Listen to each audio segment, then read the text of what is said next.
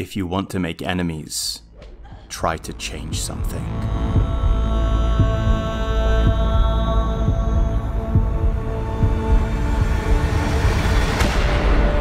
CT probe shows the bullet caused severe hematoma.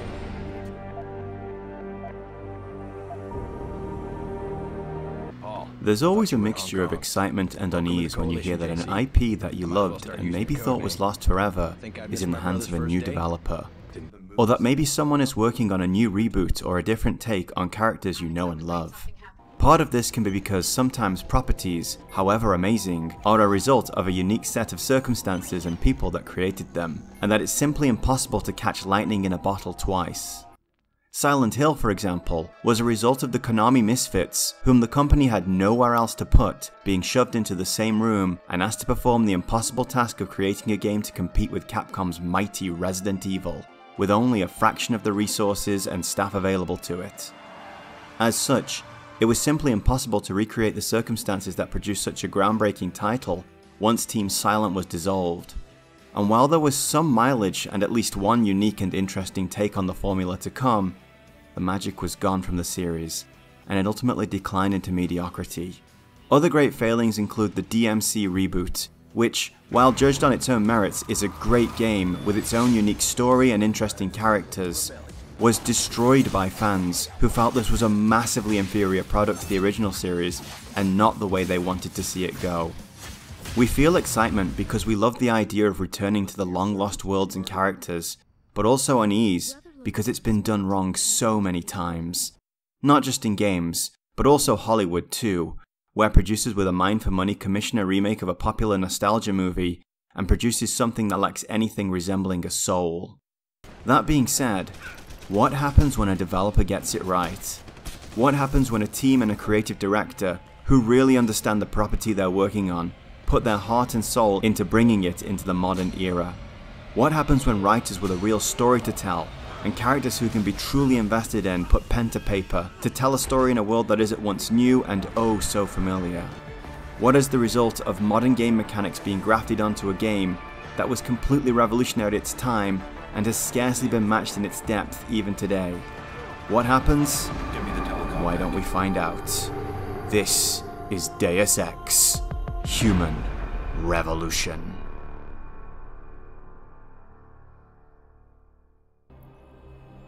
We open on a face and indeed a voice that a few of us might actually recognize. 10 years is a long time, however, and there were no doubt newcomers to the series who did not understand the significance of looking upon the face of the leader of Majestic 12 and the creator of the Grey Death, Bob Page.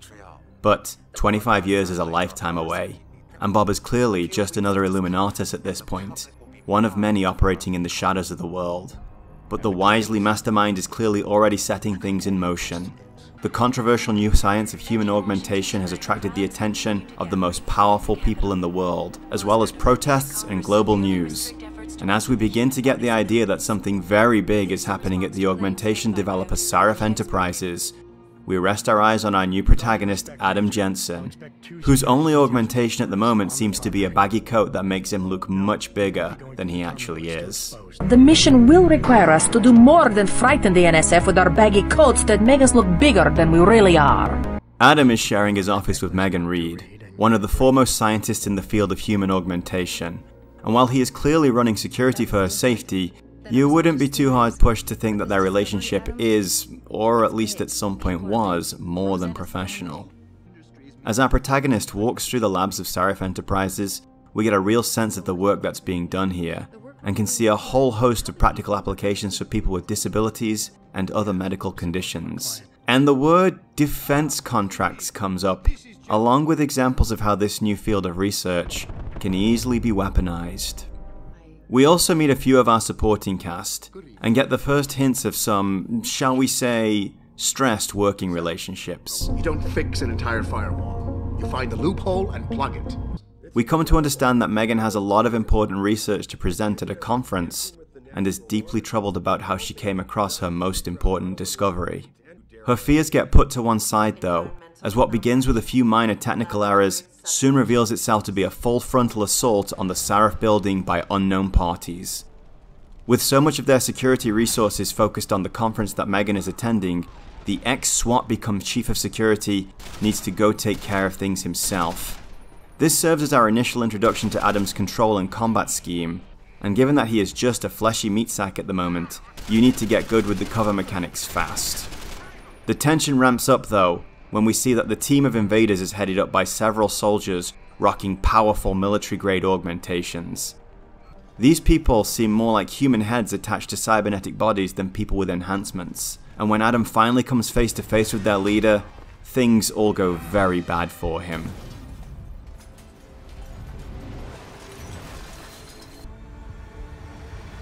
Defeated and left for dead, Adam isn't rushed to hospital to undergo conventional surgery and rehabilitation, but is rather rushed into the augmentation labs of Sarif Enterprises to have his body remade and upgraded into something far more powerful.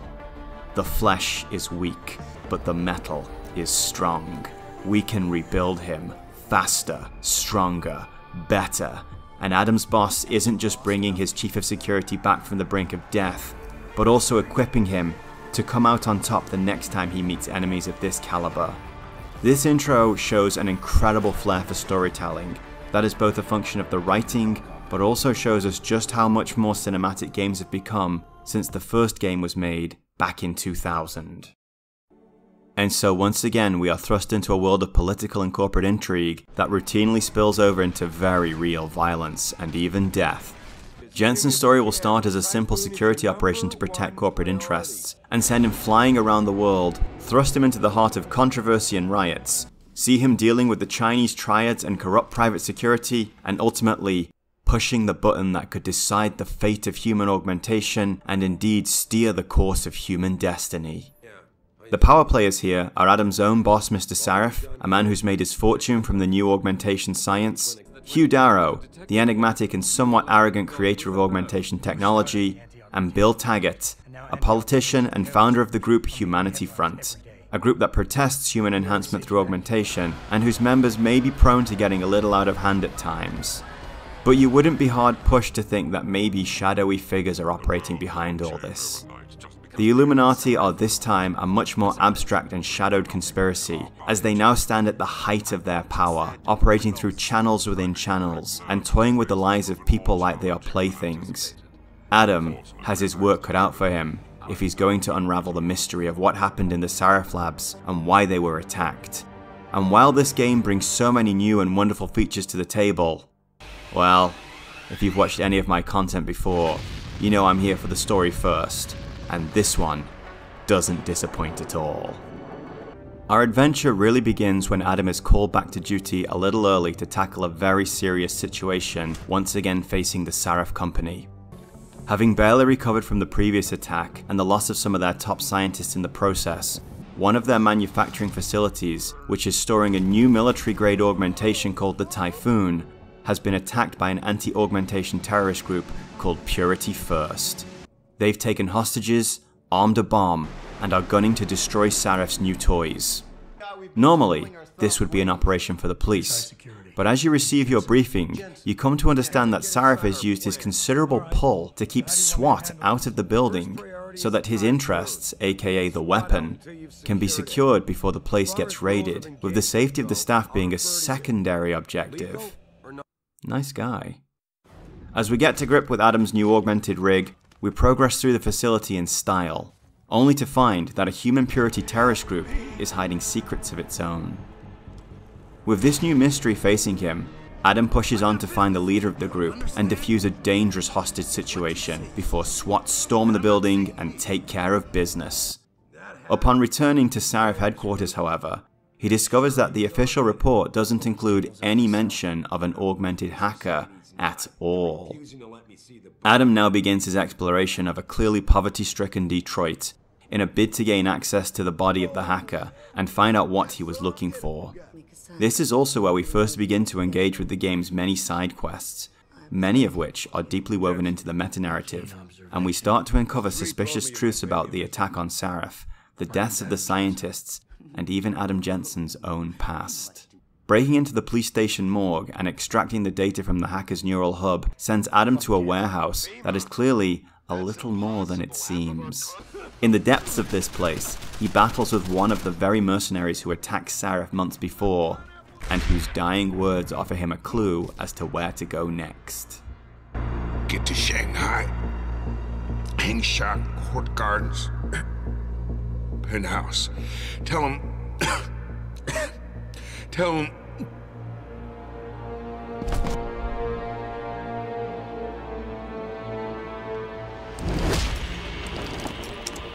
Tell him Barrett sent you straight to hell!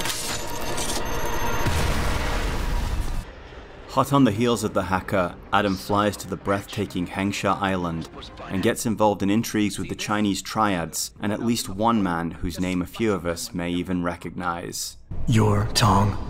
Hey, you only work that out now. He'll take on a corrupt private security firm known as Bell Tower and ultimately track the hacker to his hiding place to discover he was hired by Taiyong Medical, the biggest augmentation company in China, and that this kind of corporate espionage is just everyday work for them. With the hacker insisting that the proof is hidden on their servers and Bell Tower security desperately trying to take down both of them, Adam makes a daring escape from Lower Hengsha to Taiyong Medical's headquarters, where he discovers that Megan and her team weren't killed in the attack on Sarif at all, but rather were kidnapped and had their locators removed and could be alive and well somewhere in the world even now.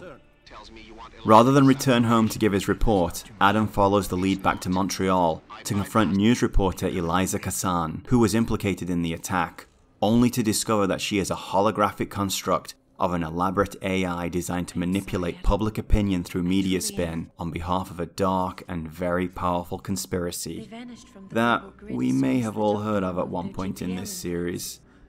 She implicates a doctor named Isaias Sandoval, who is famously connected to Bill Taggart and the Humanity First movement.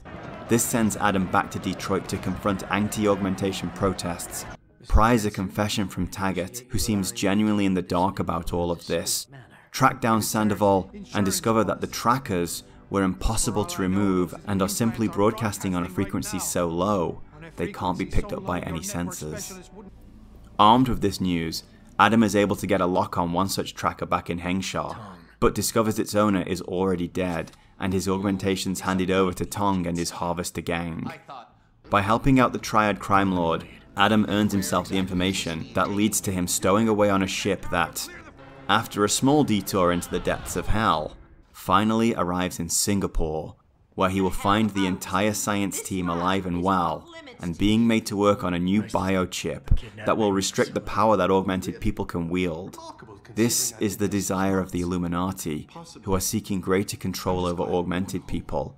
But it is the godfather of augmentation himself, Hugh Darrow, who is running the show, and has his own ideas for the chip, transforming it into a kill switch.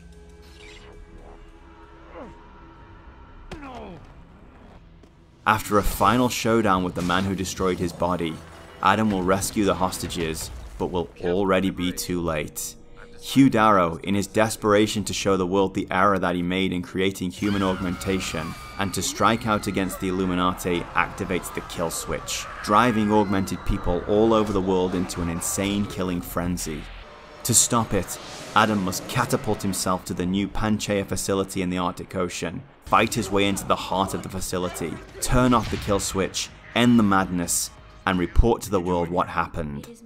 Adam can choose to expose the dangers of augmentation and the shadow conspiracy seeking to control people who use it, back the Illuminati and use the incident as an opportunity to have restrictions imposed on augmentations, do as his boss wants and blame human purity terrorists for the incident, paving the way for unrestricted research and development into human augmentation, or simply destroy the complex and let it all sink into the sea.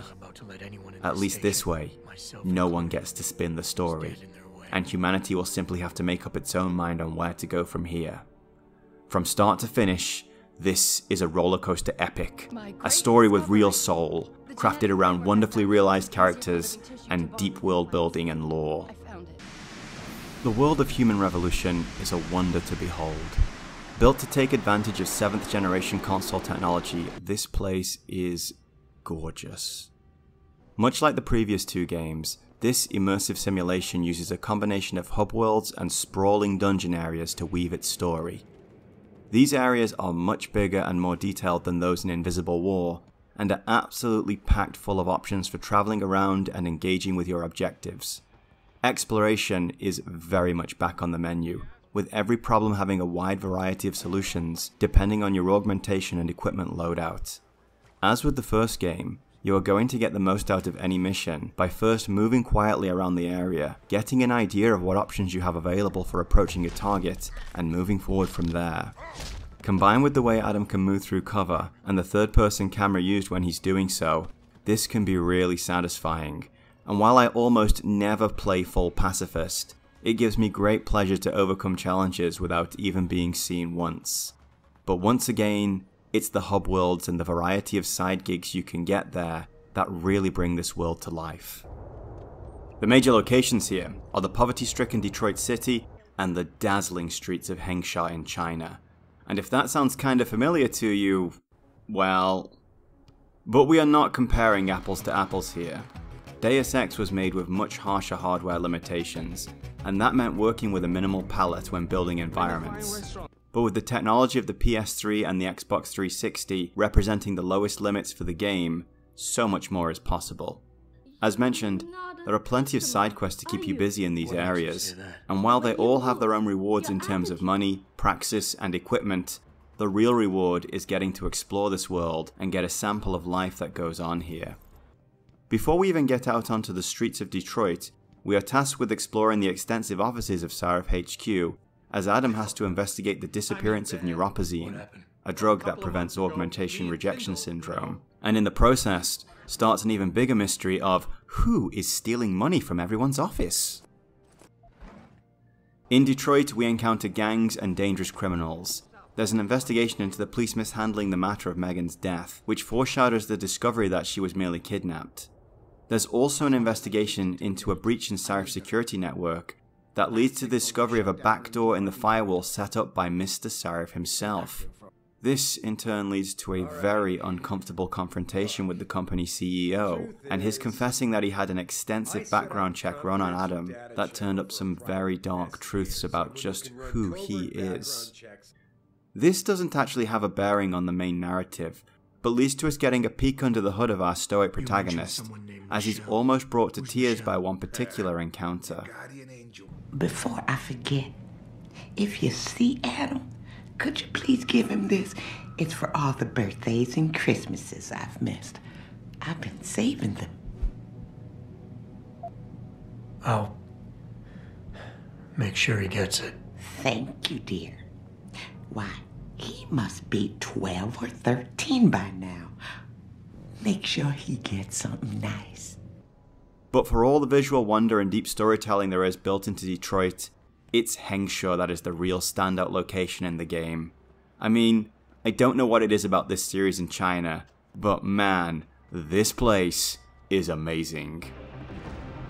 As we fly in for the first time, we see a colossal two-tiered city, not unlike another well-known science fiction city from another well-loved Square Enix game. This city foreshadows the enclaves of Invisible War, with the upper city seeming like some kind of utopia filled with light and hope, and the lower city living in its eternal shadow.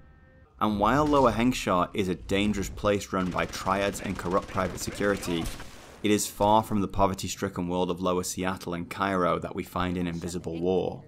To say this place was inspired by Hong Kong in the original would be something of an understatement.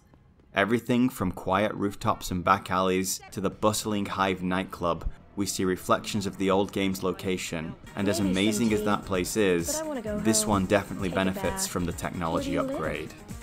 Hengsha is a maze of narrow streets accessible from the rooftops all the way to the sewers. It has some of the best side quests in the game, including the Shanghai Justice side job that has you doing something akin to real detective work to gather evidence against a murderer and bully a confession out of him, and Talion AD. I need to take a moment to talk about this one, as I feel in this quest more than most, players need to really step back and think about who Adam Jensen is to them, and what kind of morality does he hold to. Jensen is tasked with stopping a powerful augmented soldier named Zelazny from exacting revenge on the private military company Bell Tower, who outfitted him with experimental augmentations, but didn't inform him that one such implant was specifically designed to affect his sense of morality and make him more compliant with orders that most people would hesitate to carry out. With his memory recovering, he is at once disgusted with himself and vengeful against those who sought to manipulate him to such horrific actions. When Adam finally tracks down Zelazny, rather than simply launch into a fight, he is given a chance to talk to him and hear his story before making a final decision on his fate. And this is where things get interesting. We know Bell Tower, at this point anyway, is something of a corrupt force. But since we haven't got to the events of the missing link and the nightmare prison complex they are controlling there, we may not have a full grasp of the level of corruption in them. So while Zelazny's story is sympathetic, the cop inside Adam may not see vigilante justice as the only option.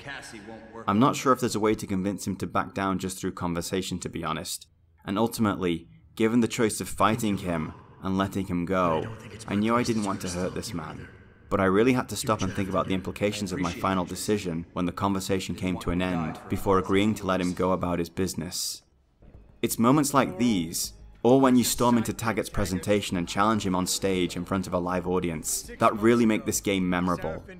With the power of 7th generation consoles, new levels of detail were added to all the hub worlds, and once again the environments tell wonderful stories, from the rundown backstreets of Detroit and the cookie-cutter apartments of the redevelopment, to the glaring lights of Lower Hengsha and the pristine beauty of the upper city. This world is full of eye-catching beauty and little details filled with their own stories. I feel like the devs at Eidos Montreal struck gold with the systems in Human Revolution, as both a mode of play but also in terms of telling us about this character. They clearly understood that the systems in Invisible War were too simple, but also that Adam's augmentations are nowhere near as versatile as nano-augmentations. It's not a simple matter of injecting a fresh batch of nanites with some updated firmware to enact an upgrade or change. Adam's systems are heavy and hard-locked. To overcome this, the writers came up with the idea that Adam's wounded brain wouldn't be able to handle all the extra machinery and data processing available in his body at once, and so needs to bring his systems online a little at a time via the use of praxis points. Adam has a wide variety of upgrades built into him that do a variety of things, but their overriding theme is mobility. Human Revolution, much like the previous game, has levels full of options and a wide variety of barriers that need to be bypassed. Each one of Adam's systems is a way to remove an obstruction in one way or another. Can't open a gate? Well, maybe you can jump the fence. Not equipped to fight a large robot? Then you can turn invisible and slip by undetected. Need to plan a careful route across an open area full of enemies? Activate your smart vision or upgrade your radar to get a better idea of where everyone is at all times. Is the heat too strong on street level? Then make your way across the rooftops before dropping safely to the ground by the Icarus Landing system, to say nothing of the classics of stacking up boxes to climb over things or uncover air vents and other obstructed routes to your objectives. Adam has options literally built into him. You'll uncover them little by little and initially go for the ones that suit your playstyle. There aren't really any throwaway mods this time. Almost everything is going to be useful at some point or another. As time goes on, you'll have enough praxis points to branch out into most augmentation trees and get a real sense of the power at Adam's heavily augmented fingertips. Going to the augmentation screen, you see a wide variety of systems available, some already switched on, others needing to be booted up from scratch, but each system has a collection of subsystems that allow for greater versatility or specialization with an org. Hacking is probably one of the best examples of this. Hacking now has its own minigame attached to it. This was something of a risk, as these little breaks from the main gameplay loop can be really polarizing, and have been done very badly in the past. This one, however, not only makes some degree of sense, but is actually really fun to play, and develop mastery at. The game focuses around capturing nodes to take over a system, while the system security tries to track you back to your port and kick you out. Using your orgs, you can increase the base level of your hacking skill, allowing you to take on more complex systems, become stealthier, fortify nodes you've caught to give you more time, as well as analyze the likelihood of detection for taking a certain node. It's a really deep system, and given all the little bonuses you can uncover inside these computers, there's a lot of incentive to engage with it too. It's difficult to talk about the game's combat without talking about the game that redefined action games in the early 2000s. I am of course talking about Gears of War. While the first-person shooter had been the king of action games for the 6th console generation, and defined by the standards set by Halo and Half-Life 2, when this thing showed up in 2006 with its incredible visuals, over-the-top larger-than-life characters, and high-octane cover-based shooting combat mechanics, the action game changed. Suddenly, chest-high walls and cover mechanics were in every action game you could imagine. In some cases, as a well-integrated feature. In others, a badly hacked-in add-on that brought nothing to the game save for saying that it was there to satisfy publishers' desires to have whatever's popular in their games. But Gears of War wasn't the first game to have these mechanics. In fact, I recall a very underrated late N64 early PS2 game called Operation Winback. This was probably the first 3D game I really played that had cover-based shooting. The action was, however, a lot slower paced, and it had more of a puzzle game vibe to it, with you figuring out the optimal location to cover, and the best order to bring down enemies to prevent them from flanking you. I actually had a really good time playing this, and recently fired it up on an emulator, and I am pleased to say, it still holds up pretty well. Metal Gear Solid, being a stealth game, already had cover well worked into its mechanics, and cover-based shooting was worked into MGS2 as well, but with it being a stealth game, wasn't a critical part of the gameplay loop. Since Human Revolution was announced in 2007, and released in 2011, the devs clearly had enough time to work cover-based action into the game's mechanics and level design, and it all integrates really smoothly. The game takes place primarily in first person, like in the previous 2 Deus Ex games, but the push of a button when you're close to a wall will have Adam stepping from behind the camera to give a full view of his glorious self, and press up against cover to stealth. He moves very fluidly through cover in this mode, and unless you're really pushing it, is also much less likely to be seen. Likewise, this really holds up when it comes to the shooting. There are unfortunately a few areas where you are railroaded into firefights, which makes a true zero body count run impossible, but for the majority of the game, combat is only a critical feature if you want it to be. I personally feel that Adam is more than capable of killing in the line of duty, but I also believe he's not into it exactly. So, depending on who the enemies are and the situation he's in, he'll hold off on gunning people down unless he absolutely has to. But when the time comes to do that, he doesn't mess around. He can quickly pop out of cover to fire his weapons or lob grenades, then duck back into it and down painkillers like he's Max Payne, while waiting for his regeneration augmentation to patch him back to full health. If I was being honest, just how fun the combat can be is a real incentive to engage with it. It far outstrips what was on offer in both the OG game and Invisible War, benefiting as it does not only from massively improved technology, but also another decade of iteration and feedback on the action game in general. It's one of the great things about game design. We learn from each other's successes and failures. In other good news, the stun gun is now a truly viable weapon. In many ways, it's more practical than a lot of guns, as it provides an instant and quiet takedown of any human enemy, and will even short out robots for a small amount of time, allowing you to slip by them. It's even viable in one of the boss fights. Pistols, for example, can be upgraded with a silencer and a damage mod. Yes, weapon modifications are back, and as useful as ever, but you still need to land that perfect headshot, and if the enemy is wearing a helmet, even that may not be enough. The stun gun is balanced by having a much more limited range and a one-shot reload rate of fire. This stops it being completely overpowered. There's also a tranquilizer rifle that does have some delay between the dart striking its opponent and their falling unconscious, but they no longer cause a riot in the interim, making it another viable choice. But failing that, Adam has another option at his disposal. It seems a little odd to me that these takedowns use up your org's energy, but again, it's just a matter of balancing what is real with what makes an engaging game mechanic. While I love the idea of an all hand-to-hand playstyle being possible, it could be pretty overpowered. One of the real standout new features that the game adds is the social boss fights or negotiations. You'll engage in one of these at the end of the first mission, when confronted by Ziki Sanders, and if you haven't upgraded your social augmentation, you'll be scrambling to do so after this. The idea is to get a read on who the person is, so you can make the best dialogue choices to win them over to your side, delivering the coup de grace by releasing pheromones to influence their decisions.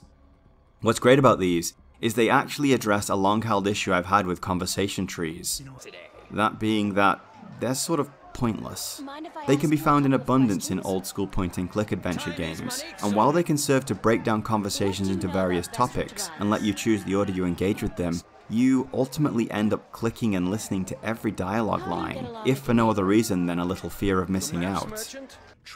There are games, of course, where heading down one branch of a conversation tree will lock you out of others, but overall, this is a problem that feels like it's never really been addressed.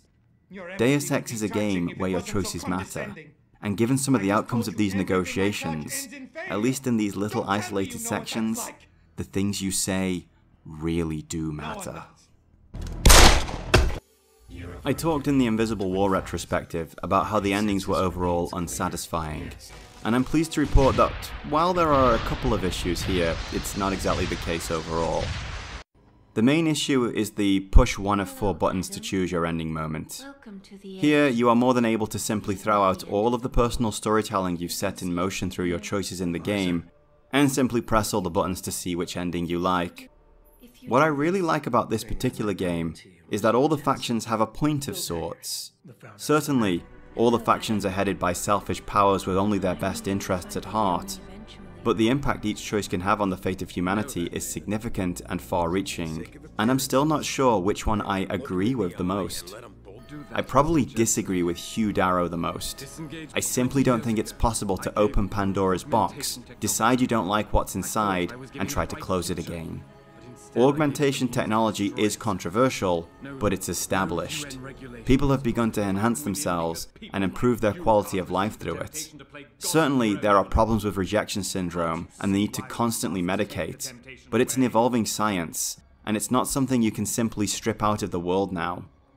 I understand that this is partly his way to strike out at the Illuminati, but his methods are, frankly, disgusting, bordering on insanity, and you don't have to look too deeply into them to see his real motivations are far from pure. Sarif and Taggart, on the other hand, both have their valid points. I question Sarif's motivations, as regardless of what benefits augmentation has for humanity, it can't be separated from the fact he's built a multi-million-dollar empire out of it, and he absolutely doesn't want to lose that. Taggart, on the other hand, is simply campaigning for something akin to gun control, and that's something I can fully get behind. Sure, orgs that help people with disabilities live normal lives, or allow people in certain fields to work in dangerous environments in relative safety, are going to be a great benefit to humanity. But would you want to live in a world where anyone can walk into a Ripperdoc shop and have a plasma cannon inserted into their arms because freedom?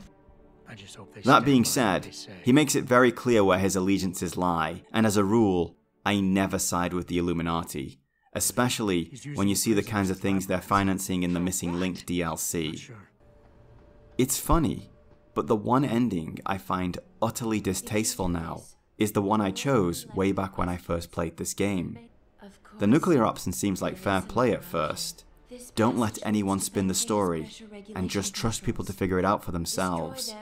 It's the option I chose in Invisible War 2, but it made a lot more sense there. Here, however, it seems like a coward's way out, a way of not dealing with the responsibility that's been thrust upon you. In terms of the ending video, you don't get anything dramatically different, but the narration changes a lot. This makes sense to me, because while this may seem like this is a story about augmentation and conspiracy, it's actually about Adam Jensen. This is very true in the previous games too. These are games about their characters, and who they become when faced with these overwhelming problems. I would have much preferred to have had to swear my allegiance to one faction or another earlier in the game, and maybe had a more unique endgame depending on which ending I was running for. But overall, I ended the game feeling very satisfied with my journey. Oh, and I couldn't have been happier when I heard this. Intriguing. I'm looking forward to seeing the hybrid project up close, Mr. Page. And so you shall. But please, Call me Bob. So in conclusion, Human Revolution is an absolute triumph in bringing an IP back from the brink of death. It is a perfect example of how to make a great sequel that builds upon an existing story and world by showing respect and love to the original property and fanbase, but also making it completely accessible to new fans. It does an incredible job of blending the game mechanics and level design of the classic titles with new innovations and technologies of a more modern time, and ultimately succeeds in conveying a powerful message through its story without beating you over the head with it. This is a wonderful experience for fans of any type of game, and I honestly can't recommend it enough. I mentioned in my previous review that we were going to talk about transhumanism in this video, but I now feel this conversation is better saved for Mankind Divided, where the metaphors for augmentation as social divide are far less subtle. And let's be honest, these games are rarely subtle about anything. This was also a very unique opportunity for me. I haven't played Human Revolution in a long time, long enough to have this playthrough feel almost like the first time again, and I've never played the game so close to finishing the original either. In this review, I've talked about how many features of Human Revolution are objectively better than the original, and how the game design by its very nature is something that improves over time, which puts me in a mind to make a final judgment on the question of which of these two is better. Unfortunately, the answer to that question has many other factors built into it, specifically the era in which they were released, and more importantly, you, the player.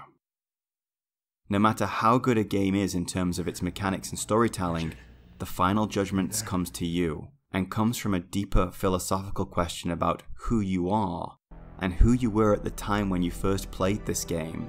This will be the final deciding factor in measuring the impact that a story and characters have on you. So while I would love to answer this question from a place of pure objectivity, I simply can't.